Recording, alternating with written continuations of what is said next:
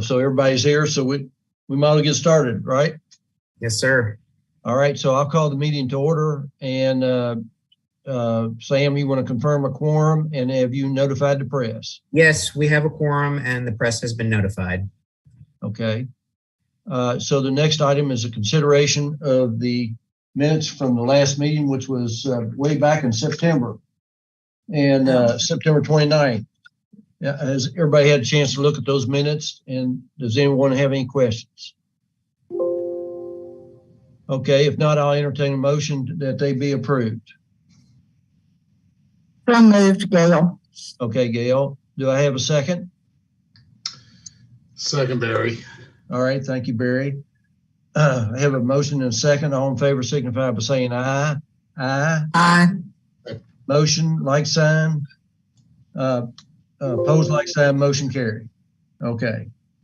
All right, so then we're going to turn this over to Jonathan Coulter and Marty Shillcoat to talk about the approval of the amendments to the administrative plan for rental assistance programs. And so I have to be honest, I usually always read everything I sign, but this is 180 pages, Sam, and I haven't gotten to it. So I've read part of it. But anyway, Jonathan, are you available? Yes, I'm here. Okay, and Marty? No, Marty is not going to be with us today. Okay. Okay. So, all right. So first off, I just want to say thank you to everybody for hopping on the call today. But with our administrative plan, we have 3 areas of our administrative plan that we're seeking some updates to help our families be able to lease units within our jurisdiction with the Section 8 program. Our first area is going to be the rent reasonableness. Currently, we have a rent reasonableness program where we have to judge the units off 9 factors. However, HUD only looks at 3 main comparables when we're determining whether a rent is reasonable. KHC's always taken the higher standard, but as you guys know, with the market that's out there, we are struggling to get families and landlords rented. So we wanted to reduce our requirements down to the 3 that HUD would rate us on when it comes to that. And that's location of units, number of bedrooms, and the type of unit. This will help the landlords and KHC staff to be able to come to better terms for our families. This is really important because our families are struggling to be able to find affordable units within the state.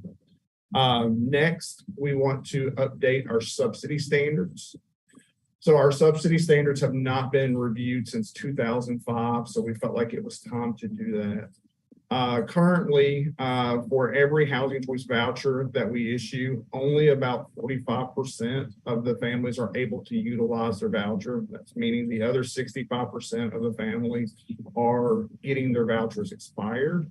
And part of the problem is how our subsidy standards are written. A single parent with a child under the age of 6 would only qualify for 1 bedroom. We're recommending to where the families would be able to, a single parent with a child over the age of 3 would now qualify for a 2 bedroom, opening more doors for the family to be able to qualify under the program. And then we also have, we're looking at the subsidy standards of the cross-generational. So if you have a young child and maybe like a grandparent where they would qualify for a second bedroom. This really is going to help our families be able to locate units, open more doors, give them an opportunity to find housing because this is a major struggle for our families. Just a reminder that HUD does allow PHA to set their own subsidy standards. So we have double checked and ensured that we're within our HUD guidelines there.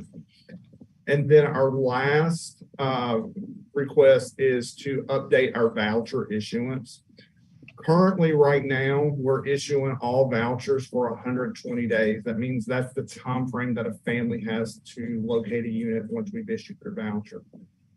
we are experiencing a high volume of families not being able to find those extension or units, and they're requesting lots of extensions from us. So we're recommending to change that voucher timeframe from 120 days to 210 days, allowing the family to have 7 months of housing search time. Again, with the amount of vouchers that we have that are expiring, we feel like these three changes, we're looking at trying to find some ways to get some relief for our families.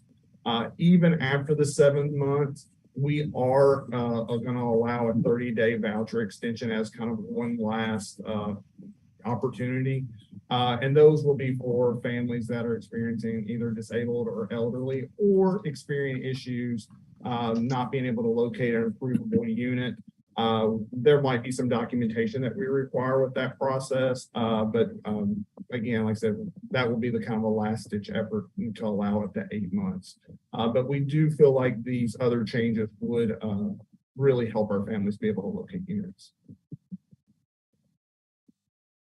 Okay, Jonathan, anybody have any questions of Jonathan about these three changes? And Jonathan, I do have one question about the administrative plan. Yes, sir. I noticed that there is a big section in there about criminal activity, and it just doesn't run to the three items that you're changing. Mm-hmm. But are felons automatically denied? I mean, what do you do in the case of felons? Yeah, so our administrative plan does have, there's a 3-year from the date that they are convicted. And it does depend on what they're convicted for. And if we have some type of issues or something of that nature, we do work with our legal department to determine that. But it is a 3-year period from the time that they were convicted. But eventually they are forgiven. Yeah. Right. After that time frame, then they would be able to lease under the program. Yeah. The reason I asked that question, I'm big on after they serve their time. I mean, people have to be forgiven at some point, or their families suffer, and that runs to a situation I had with a friend of mine who just messed up, but his family suffered more than he did. So that's the reason I asked. So that's good. I can understand the time frame. Yeah, there's only two things that is a federal lifetime ban. That is meth on a federally assisted project, or a lifetime sex offender. So there are a couple of things that are regulated that we're required to uphold, but the rest, we do use that 3-year from the date that it's convicted. Okay. And Mike, just to provide a little additional clarification, so there is a HUD Attorney General opinion that indicates that we are to we can't have a blanket ban for people who have a record. We have to use a case-by-case determination, and it's really going to be fact specific in those instances where we do have people apply who have a felony on their record. Okay, good. Okay, any other members have any questions of Jonathan? Okay, if not, I'll entertain a motion that we approve these amendments. From someone, please. So moved, Gail. Okay, got a motion from Gail. Do I have a second? Second, Steve. Got a second from Steve. So we have a motion and a second. All in favor signify by saying aye. Aye. Opposed, like sign. Motion carries. All right, thank you, Jonathan. Thank you. All right, so Jim Statler's up next. And Jim, how you doing? I am well, sir. Yourself? Good. You sent a lot of paperwork out. Well, we're not going to read through every page because that's just not going to happen. Just for everybody's information, Cicera Daniel is on the call. She is with QTAC Rock, our bond counsel, so that if I misspeak on any of the terms and items in here, she will be quick to correct it. And so I'd like you to welcome Cicera, and I'll welcome Cicera as well. Nice to see you again, Cicera. Welcome. We're glad to have you in the meeting. Thank you. I'm on agenda item number 4, which is authorization of a general indenture of trust. And I'm going to read through here and then go into a little bit of background. On February 23rd of this year, the board of directors of KHC, in response to changing housing market financial conditions, approved the development of a financing plan utilizing housing revenue bonds to better provide home finance alternatives for borrowers who do not qualify for financing through the corporation's secondary market mortgage purchase program. During the development of the financing plan, management determined that the corporation's existing general bond resolution, which was last updated in 1985, and some of us weren't born by then. I was, but I think there's some people that were born after that. And under which the corporation last issued new money bonds of any volume in 2009, had become obsolete relative to the current housing revenue bond market. And obsolete is a strong word. It's a clunky resolution to try to fit in a modern, a current contemporary bond deal versus what the market's looking at. So management embarked on the creation of a new contemporary bond indenture under which to issue its new housing revenue bonds, a copy of which is attached. That's the thick volume immediately following this agenda item. This new indenture provides greater flexibility with respect to eligible assets, fewer restrictions, more streamlined accounting, and simpler compliance requirements than the previous document provided. And so as we go through, and I'm not going to go through it page by page, but in particular, what the new indenture is going to allow us to do is it will make rating the new bonds easier. The old resolution required 2 rating agencies to rate the bonds. This one only requires 1. And you say, well, what's the big deal? And each rating costs thousands of dollars, number one. And number two, S&P doesn't rate the federal government AAA, and so anytime S&P will rate one of these bonds, they will ding us, and we'll have to put extra collateral in the indenture or to back the bonds because they don't rate the U.S. government AAA anymore. And using only 1 rating agency will over time decrease the overall cost of managing the new indenture. As far as new flexibility, we have greater movement of excess assets and collateral that are in the indenture. We will be required to put some money in to gain the rating initially, a modest amount to see the new indenture, but then we will have the ability to remove assets from the indenture, which the current indenture does not permit. The revenue fund or waterfall requirement through the fund will allow us to pour money into certain funds within the new indenture that will allow us to withdraw from them if we need or don't need the money in the indenture anymore, and we can do that. The new indenture will allow denominations of our bonds less than $5,000. It'll allow for pass-through bonds, which is a phenomenon that probably didn't exist back in '85, but people want to be able to buy, $3,000 worth of KHC bonds because they have $3,000 lying in their IRA, and they want to buy a Kentucky bond. This will allow it, provided the specific series will allow it. The indenture, if we were to want to allow less than $5,000 bond denominations, this indenture will permit it. The old one did not. This indenture has shorter redemption notice requirements. The old one requires 45 days. This one will only require a 20-day notice to bondholders. And so if for some reason this new indenture, we were to receive significant prepayments and want to pay the bonds off, we can have a call and notice the market in just 20 days and stop the interest clock on those bonds that we want to prepay. It specifically allows conditional redemption notices, and the old indenture did not. We actually have issued conditional redemption notices and not had our hand called on it, but this one actually explicitly allows conditional redemption notices, and again giving us much more flexibility on being able to call bonds or not having to call bonds once we've announced that we were going to. This one also has more flexible investment options subject to rating requirements, simply because there's a myriad new investment options out there that have been created in the last 35 years that if we want to invest in those because they have certain maturity advantages or certain rate advantages, then we'll be able to without being constrained by the old indenture. And the new indenture will also allow us to issue subordinate bonds. And that's important going down the road. If we want to finance through bonds our down payment assistance program, which right now is financed out of corporate assets, if we were to want to finance those as a bond, this indenture will allow us to issue subordinate bonds within the indenture and gives us that flexibility as well. And there's a lot of HFAs that do issue bonds for their DP or their DAP programs. We do not. We choose a different vehicle, but this gives us the flexibility to utilize that vehicle down the road. That's just an example of some of the advantages. I know that the movement of the cash in the old indenture is complicated. The movement moves, the same cash into maybe up to 7 to 8 separate funds that we have to disperse out of and keep moving the money through. This one reduces that to just a couple of funding accounts, and so the cash movement is much cleaner and streamlined.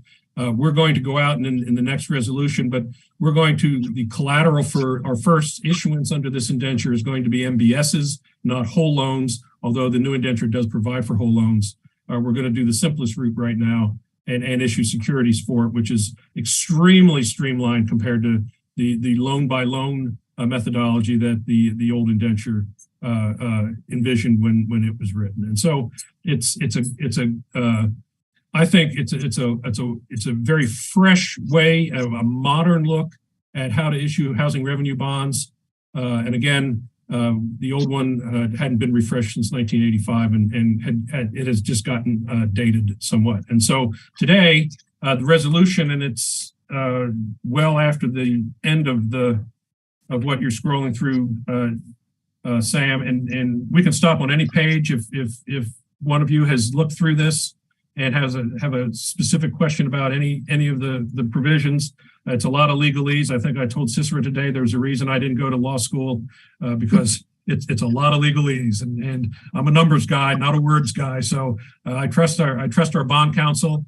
This is a collaborative effort between us, bond counsel, QTAC, our investment advisors, Kane Mitter, Citi, our bond underwriter, has had their hands in this.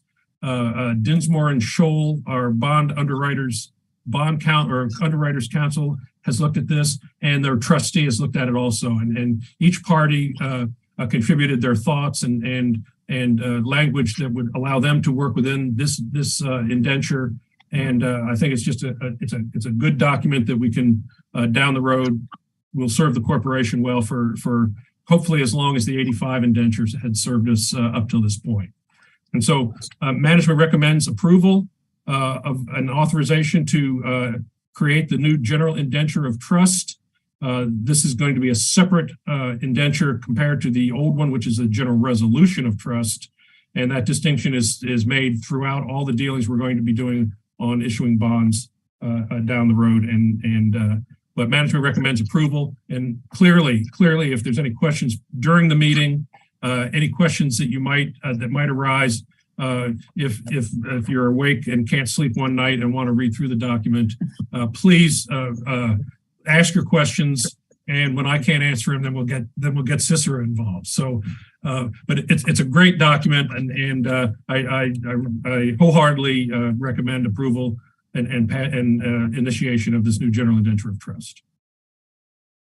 Thank you, Jim. Ms. Daniel, do you have anything you would like to add?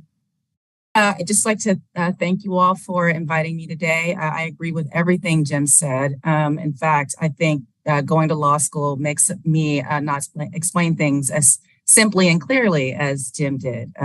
So maybe I should not have gone to law school, but to business school.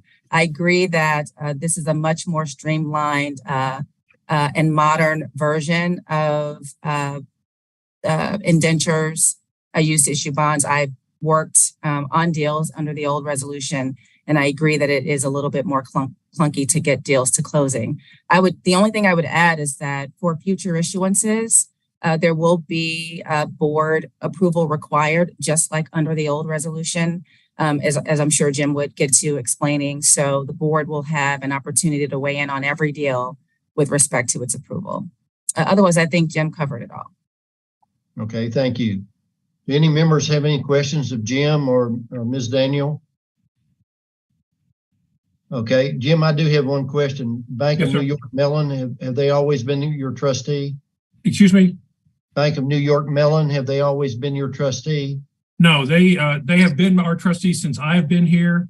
There have been predecessor trustees under the old indenture, but they're the trustee that we use now on the old one and now on this one. And there's provisions in the agreement that we can replace the trustee without cause, I believe, right, Cicera, if we were to so choose. Yes, Okay. that's correct. Okay, if there are no other questions, I'd entertain a motion that we approve this resolution. Someone, please. He will make a motion. Okay, do I have a second? Very second. All right, so we have a motion and a second. All in favor signify by saying aye. Aye. Opposed, like sign. Motion carries. Thank you, Jim. Thank you, Ms. Daniel. All right, Thank Jim. you, everybody. Want to go to number 5, the housing revenue bonds? Yes, as Cicera just noticed, every time we want to issue bonds, we will be coming to the board to get authorization to issue specific series of bonds. And agenda item number 5 is to gain authorization to issue $100 million of housing revenue bonds under the new indenture that we just passed. And again, on February 23rd, the board, in response to changing housing market financing conditions, and just as approved the development of a financing plan involving housing revenue bonds. And what was seen in February has borne true, that there is a segment of our population in the Commonwealth that cannot get home financing for one of two reasons. One, there's a shortage of housing stock because last year's or 2 years ago, first-time home buyers aren't moving up because they'd have to refi from a 3% to a 6% loan, and they're just staying pat. So the entry-level housing is not coming available. And second, even if it were to become available, many of our low and moderate income citizens cannot afford a mortgage at 6.5% or 7%, which is the prevailing rate that is out there on the secondary or non-tax the non-tax exempt markets that we've been dealing with in the secondary market. And so this is timely, and it serves a section of the population that we are in the business of serving, number one, and one that is not being served otherwise by the secondary market or the private sector. And so this is a resolution where management is recommending the issuance up to $100 million of mortgage revenue bonds to finance low to moderate income mortgage loans. Management therefore requests authority as specified in the resolution to issue, sell, and deliver said bonds with the provisions that the maximum interest rate on any bond not exceed 7%, that no bonds are priced lower than a 3% discount nor a premium greater than 15%. And the final maturity date does not exceed 40 years from the delivery date of the bonds. And this is a parameter resolution, which the board and this committee is authorizing management to actually issue the bonds, provided they meet these parameters. Management does not have to issue the bonds because they meet these parameters, but we are authorized to. And if any of these parameters, which are the critical pricing factors in a bond issue, do not fall within these parameters, then management is prohibited from issuing the bonds under terms and conditions that are worse than or different than is what is outlined in this actual action. What this does is it prevents the need, if you will, for this committee or the board to meet after pricing, but before approval to issue the bonds, which is the old way back in the day that these deals were done. And so we can go ahead and do the pricing, sell and put the bonds out for sale. And if the pricing comes in on these terms better than or not worse than these terms, then we would have the authority via this resolution to issue the bonds. When we say the bond rate cannot exceed 7%, these bonds now are being issued at about 4.3%. And so the market would have to move significantly before it would exceed that 7% rate parameter. But if it's at 6.5, even though management has the authority to, if there's conditions in the market that management says maybe not so much, then we would not issue the bonds even then. We launched the program, and we've been taking reservations of tax-exempt bond-compliant loans. We launched it on July 5th. As of today, reservations exceed $25 million. Now, they're not all going to close, but at this rate, $100 million should hopefully take care of us for 4 to 5 months of originations. And then if the program is successful, then we would be back to the board looking for another $100 or $150 million of bonding authority. And so management recommends that the executive committee of the board approve the sale or authorize the sale of the 2023 bonds up to $100 million of bond outstanding. And Jim, you don't think the 7% is too constraining for you? No. The loans we're making are 6%. So if we put 6% loans in a 7% deal, it's not going to fly too well anyway. And so we have the ability to have gone out and the bond underwriters are, we're pushing a little bit for maybe $150 million deal.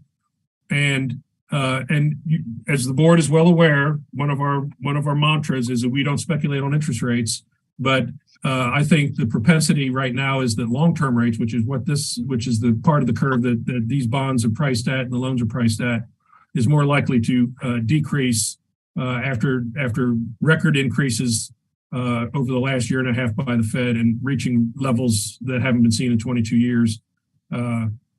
We think that if we exhaust this sooner rather than later, that with the next deal we go to, we'll be in a market that is cheaper from a rate standpoint than this one. Okay. All right. Do any other members have any questions of Jim? If not, I'll entertain a motion that we approve this resolution. Number 40. Somebody, please. All right. Got a motion by Barry. Do I have a second? Steve will make a second. Okay. Got a motion and a second. All in favor signify by saying aye. Aye. Aye. Opposed, like sign. Motion carries. All right, Jim. Thank you very much. Thank you, members of the committee. I appreciate it. Appreciate you. Okay, so next item is the approval of the executive director cost of living adjustment. This is in regard to Winston. And is Winston still on, Sam? Winston has left the meeting. Okay. So Winston, on his own volition, thought that it was appropriate for him to leave the meeting. And what this is all about is that the Kentucky Housing Corporation gave all their staff a 3% cost of living adjustment in July, on July 1, which is a management decision, but it's a board decision for the executive director. Winston has served Kentucky Housing Corporation extremely well. He's been a tremendous asset to me. I don't know everything that's going on with this, and I worry him to death, and I call him, and he explains things to me and helps me with this. And I remember the morning of the tornadoes in Western Kentucky. I called him at 7 o'clock the next morning. He and Wendy Smith already had boots on the ground. I think he's done a tremendous job, and I appreciate the help he's given me. I am recommending that we extend that 3% cost of living adjustment to the executive director. I think it's well earned. Sam, do you have anything you want to add to that? No, sir. So do any members have any questions in regard to this cost of living adjustment? By the way, we have also talked to the governor's office and have cleared this with the governor's office. The governor's office, I brag to the governor's office quite frequently about the staff at Kentucky Housing and the good job that they are doing. and they are very pleased with Winston and the job he's doing out there. So if anyone has any questions, we'll try to answer them. I don't have any questions. I certainly can agree with the comments that you made, and the words that you used. Well selected, and I second that motion. And if you need a motion for it, I will make a motion that we extend that 3% raise that was afforded to the staff to Winston as well. Okay, we do need a motion, Steve, and so we'll take your comments as a motion. Okay, so I need a second. Do I have a second? Second, I have Gail. a second from Gail. All in favor signify by saying aye. Aye. Opposed, like sign. Motion carries. So Sam, can you get Winston back on for us? Yes, sir.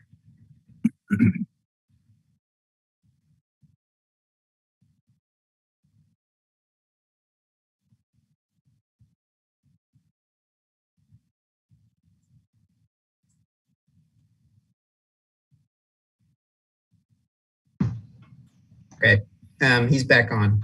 Okay, good. Winston, welcome back. And we just want to let you know that your 3% increase was approved unanimously. Well, thank you. I appreciate that, and thank you all very much. The only item I know of, Mike, that's still on the agenda is the informational item. Can I speak to that? You sure can.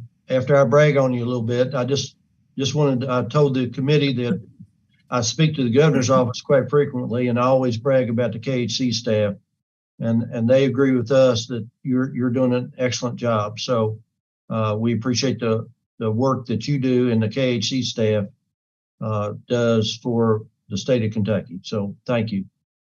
Well, thank you, Mike. I deserve only incidental credit. The real credit goes to the fine people that we have here that are the full-time permanent staff of the organization: Sam, Wendy, and Tracy, Jim, and I could keep naming names and including people. And in terms of informational items, we could easily spend an hour here this afternoon attempting to bring you up to date with all the things that are going on right now. This is an extremely active time for us. We've got the rural housing disaster funds that it's actually the Rural Housing Trust Fund money that we just released or just authorized an OVIS for. And we're working, trying to get the disaster relief funds for Eastern Kentucky through the HUD process. And so we're very, very busy, but we're going to save those things for the board meeting coming up in just less than 30 days. And there's only one informational item that's actually an item that's going to come up before the next board meeting that I'm going to ask Molly to address and give us a little bit of information on it, because otherwise you wouldn't hear about it except for the egrams that you get and the notices that you get. Molly, are you on?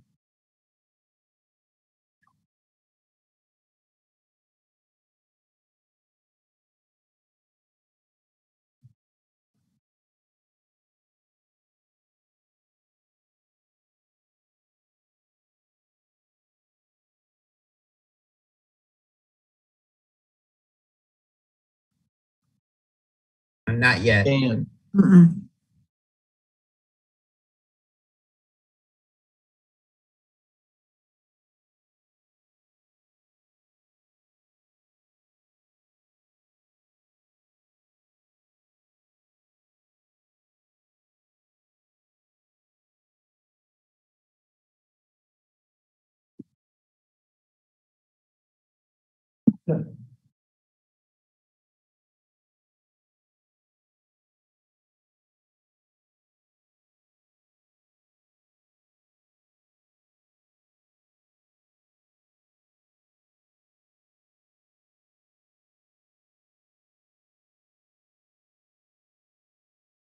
can see your desktop now.